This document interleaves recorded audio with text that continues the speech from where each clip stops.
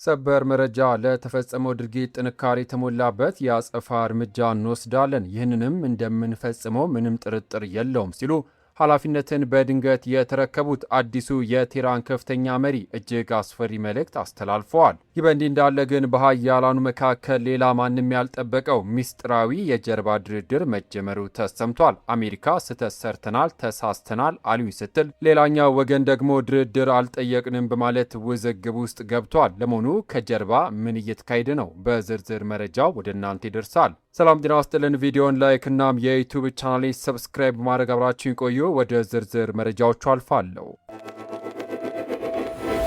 በቅድሚያም የአዲሱ የኢራን መሪ የሚስጥር የጽሑፍ መልእክትና የአጸፋ እርምጃ ቃል ኪዳን። ክቡራን አድማጮች ወደ መጀመሪያው ሰበር መረጃችን ስናልፍ በኢራን ከፍተኛ አመራር ውስጥ የተፈጠረው አዲስ የኃይል ሽግግርና የተላለፈው የሚስጥር መልእክት መነጋገሪያ ሆነዋል። የአገሪቱ አዲስ ጠቅላይ መሪ ሞጅተባ ኻሜኒ በጽሑፍ ባስተላለፉት አስቸኳይ መልእክት በአባታቸው ህልፈት ዙሪያ ፍጹም ጠንካራ የአጸፋ እርምጃ መወሰድ እንዳለበት በጥብቅ አሳስበዋል። የቀድሞ ጠቅላይ መሪ አያቶላ አሊ ኻሜኒ አሜሪካና እስራኤል በኢራን ላይ ወታደራዊ ፍጥጫ በከፈቱበት የመጀመሪያው ቀን ሕይወታቸው ማለፉ የሚታወስም ሲሆን ይህን ተከትሎ አዲሱ መሪ ሞጅተባ ኻሜኒ ኃላፊነቱን በቀጥታ ተረክቧል። አዲሱ ጠቅላይ መሪ በአባታቸው የቀብር ስነ ስርዓት ላይ በአካል ያልተገኙም ሲሆን እስካሁን ድረስ በይፋዊ መድረክም ሆነ በቪዲዮና በድምፅ መልእክት አልታዩም። ነገር ግን በጽሑፍ ብቻ ባስተላለፉት በዚህ አዲስ መልእክት በአባታቸው ቀብር ላይ ለተገኙ ሰዎች ምስጋናቸውን ካቀረቡ በኋላ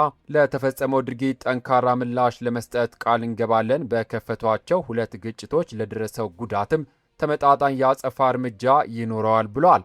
አክሎም ይህ ውሳኔ የአገራችን ፍላጎት ነው፣ እንደምንፈጽመው ምንም ጥርጥር የለውም ሲሉ ፍጹም አስገዳጅ ማስጠንቀቂያን ሰጥተዋል። ክቡራን አድማጮች አዲሱ መሪ ከጀርባ ሆነው ይህን አስፈሪ ወታደራዊ ዛቻ በጽሑፍ ባስተላለፉበት በዚህ ሰዓት የኢራን የውጭ ጉዳይ ሚኒስትር ግን ከአሜሪካ ጋር ስላለው ድርድር ፍጹም የተለየና የሚጋጭ መግለጫ በይፋ ሰጥቷል። ቀጣዩ መረጃችን በዚህ ጉዳይ ነው። የኢራን የውጭ ጉዳይ ሚኒስትር ይፋዊ መግለጫና የአደራዳሪዎቹ እንቅስቃሴ ወደሚቀጥለው መረጃችን ስናልፍ የኢራን የውጭ ጉዳይ ሚኒስትር ቃል አቀባይ እስማኤል ባጋይ አገራቸው ከአሜሪካ ጋር በቀጥታ ለመደራደር በራሷ በኩል ምንም አይነት ጥያቄ አለማቅረቧን በይፋ ተናግረዋል። ነገር ግን ድርድር ለማድረግ በቀጠናዊ አሸማጋዮች በኩል የቀረበላቸው ጥያቄ ሙሉ በሙሉ መቀበላቸውን አስታውቀዋል። ቃል አቀባዩ ሲያስረዱ ከአሜሪካ ጋር ለመደራደር እኛ አልጠየቅንም፣ ሆኖም ግን ሁልጊዜም ኃላፊነት ስለሚሰማን ቀጠናዊ አደራዳሪዎችን አሻፈረኝ አላልናቸውም ብለዋል።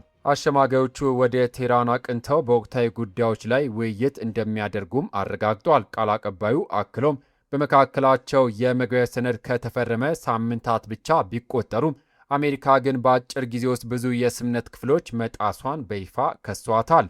ቃል አቀባዩ አክሎም በመካከላቸው የመግቢያ ሰነድ ከተፈረመ ሳምንታት ብቻ ቢቆጠሩም አሜሪካ ግን በአጭር ጊዜ ውስጥ ብዙ የስምምነት ክፍሎች መጣሷን በይፋ ከሷታል። ይሁን እንጂ የአሜሪካው ፕሬዚዳንት ዶናልድ ትራምፕ የድርድር እንዲቀጥል መስማማታቸውን ቀደም ሲል መግለጻቸው ይታወሳል። አሜሪካና ኢራን ድርድራቸውን ለመቀጠል መስማማታቸው ትራምፕ ያሳወቁት ኳታር ከአሜሪካ ጋር በመቀናጀት አሸማጋዮችን ከአገሪቱ ባለሥልጣናት ጋር እንዲነጋገሩ በቀጥታ ወደ ቴህራን ከላከች በኋላ መሆኑ ተረጋግጧል።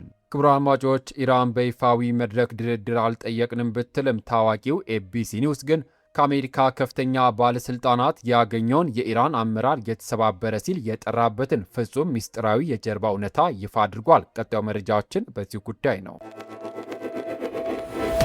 የኤቢሲ ኒውስ ሚስጥራዊ ሪፖርት ተሳስተናል፣ እናም የትራምፕ ትዕዛዝ ወደሚቀጥለው ሰበር መረጃ ስናልፍ ኤቢሲ ኒውስ አርብ ዕለት ከፍተኛ የአሜሪካ ባለሥልጣናትን ጠቅሶ እንደዘገበው የኢራን ባለሥልጣናት በሆርሙዝ ወሽመጥ ላይ በንግድ መርከቦች ላይ መተኮሳቸውን በግል ካመኑ በኋላ በአሜሪካና በኢራን መካከል የሚደረገው ሚስጥራዊ ድርድር ሊቀጥል ነው። አንድ ከፍተኛ የአሜሪካ ባለሥልጣን እንደተናገሩት ኢራናውያን ወደኛ ተመልሰው አንዳንድ ጉዳዮችን ለመፍታት ተጨማሪ ድርድር ጠይቀዋል። ወደ ጠረጴዛው ተመልሰው ተሳስተናል፣ ስህተት ሰርተናል፣ መነጋገራችንን እንቀጥል ብለውናል ሲሉ ሚስጥሩን አውጥተውታል። አሜሪካም ኢራን በመርከቦቿ ላይ መተኮሷ እንድታቆምና ስህተት መስራቷን በይፋ የምትናገርበት ቦታ ላይ ለማድረስ እየሰራች መሆኑን ገልጻለች። ፕሬዝዳንት ዶናልድ ትራምፕ ቡድኖቻቸው እንዲነጋገሩ መመሪያም የሰጡ ሲሆን አስቸኳይ ማስጠንቀቂያ ግን አክለዋል። ትራምፕ እንዳሉት ኢራን በመርከቦች ላይ መተኮሷን ከቀጠለች ወይም ሌላ ማንኛውንም የጠላትነት ተግባር ከፈጸመች ወዲያውኑ መልሰን እንመታቸዋለን ብለዋል። ሌላው የአሜሪካ ባለስልጣን ጥቃቶቹ የተሰባበረውን የኢራን የፖለቲካ ስርዓት እንደሚያመለክቱ ጠቅሰው በስርዓት ውስጥ ጠንካራ ሰዎችና ምክንያታዊ ሰዎች መኖራቸውን ገልጸዋል። ጠንካራዎቹ የበላይነት ካገኙ አሜሪካ ብዙ አማራጮች እንዳሏት የገለጹት ባለስልጣናቱ፣ ሆኖም ግን ምክንያታዊ የሆኑት አካላት ጠንካራዎቹን መቆጣጠር ይችላሉ የሚል እምነትም አላቸው። አሜሪካ አሁን ላይ ቁልፍ ውጤት አድርጋ የምትጠብቀው ኢራን ሁሉንም የሆርሙዝ የባህር ወሽመጥ መተላለፊያዎች ክፍት መሆናቸውና ከእንግዲህ መርከቦች እንደማይተኮሱ የሚገልጽ የህዝብ መግለጫ እንድታወጣም ሲሆን የኒውክሌር ጥያቄም አሁንም ለስምነቱ ቁልፍ ሆኖ በጠረጴዛው ላይ እንደሚገኝ ባለስልጣናቱ አረጋግጠዋል።